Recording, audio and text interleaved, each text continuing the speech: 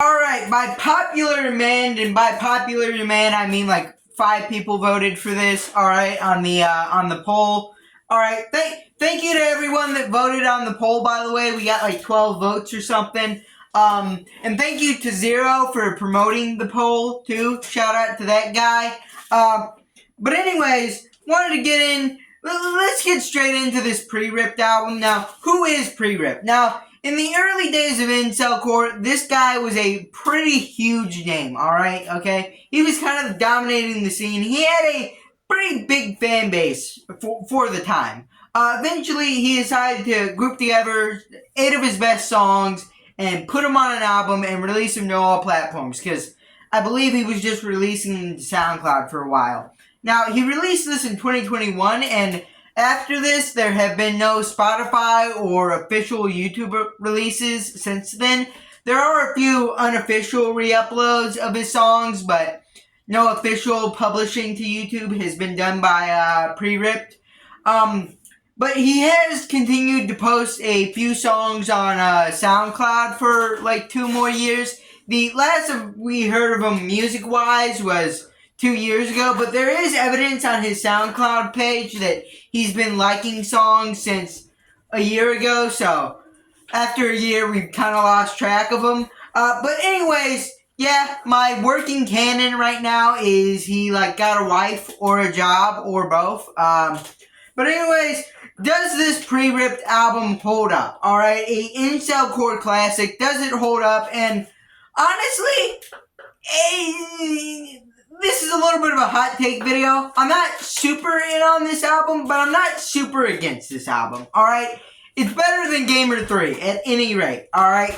But anyways, let's start at the start. We got Mixtape, fun intro, gave it a 7 out of 10. Just really hype, really fast paced. I really like him on these more fast-paced songs, which makes me kind of wonder why about 6 of them kind of slow down after the second trap. By the way, second trap, don't do drugs. I don't do drugs. The most iconic song from Preripped and from this album, and for a good reason. I gave it a 9 out of 10, which I believe is like the first time in this series I gave a song a 9 out of 10.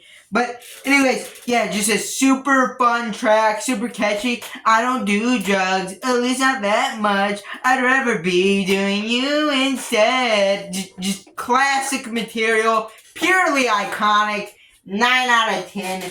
Now, next up, we got Thug Life, or as the long title suggests, the Thug Life is too fast for me. Now, ironically, this is the track that starts slowing the tempo of the music down for some reason.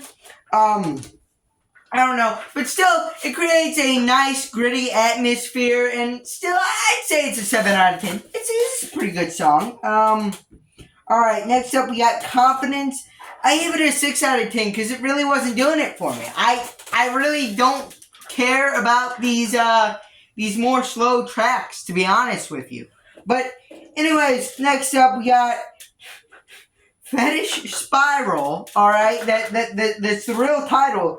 Give it a 7 out of 10. It is repetitive, alright? The amount of times he repeats the same phrase in the chorus is kind of like exhausting, alright?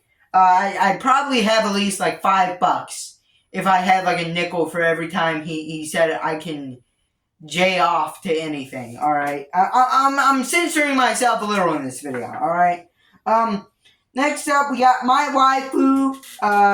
It's kind of a precursor, and I assume it's a little bit of inspiration for Loser64's AI Girlfriend, or Killing Myself to Be With My AI Girlfriend, because it's about a similar topic, alright? Guy killing himself to be with a fictional woman.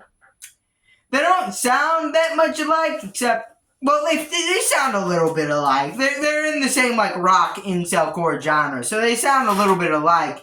But they're about the same topic, about the same execution. I assume this is probably inspiration for that song, maybe, but it definitely reminded me of that song.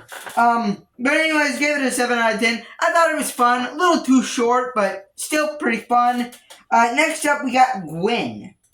This was the second most popular song from the album, I believe.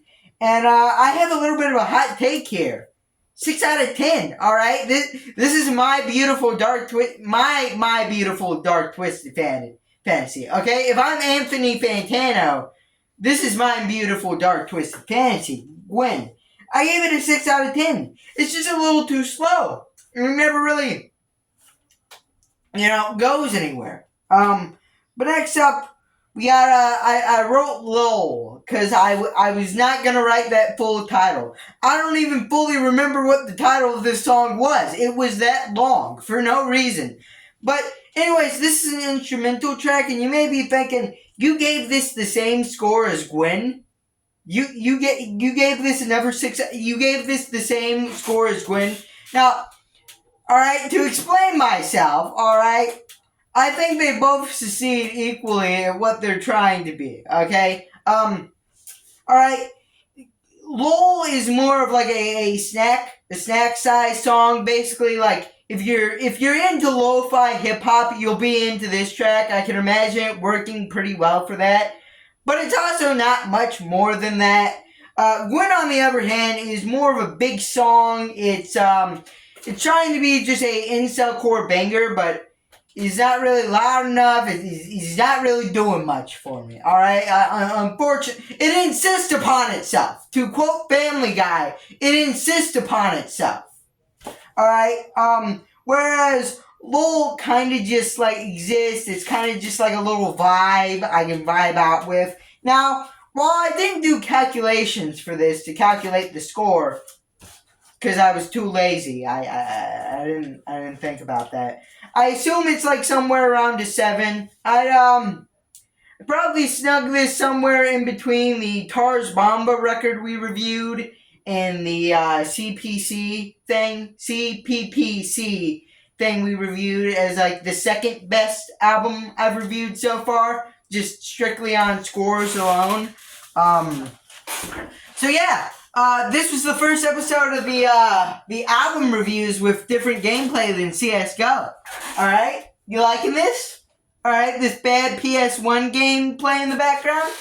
What do we think, guys? But anyways, if you like this video, leave a like, subscribe, comment down below, and bye.